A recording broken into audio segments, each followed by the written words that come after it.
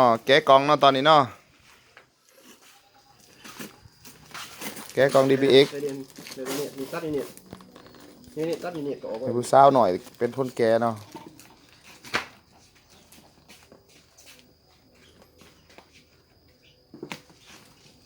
ค่าแกะว่าขนมทงหนึ่งพอมา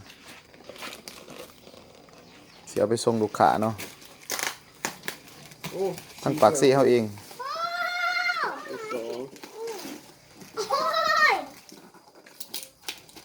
อ๋อแกะเด้อตัวธรรมดาตัวธรรมดาตัวนี้เก็บตัวนี้จะได้ลูกค้ามาเอากันนี่ แมนมนจองนี่ ของสั่งมาโดยเฉพาะ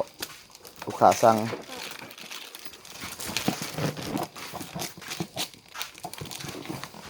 ออกนี่สิหอมไปอยู่บางที่สิส่งนั่นเด้อส่งมือเส้นควงอีกเอานี่ก็ได้เอาไม่ออก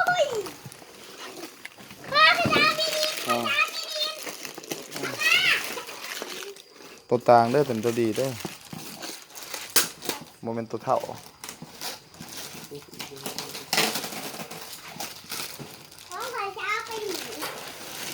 เรื่องดุดไหมเนาะ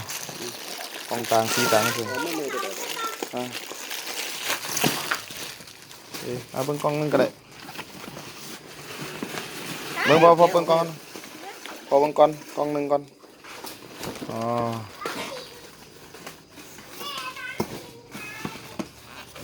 คักอยู่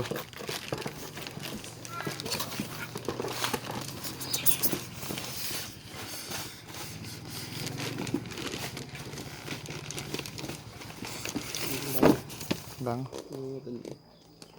สติกเกอร์ฝาก่อน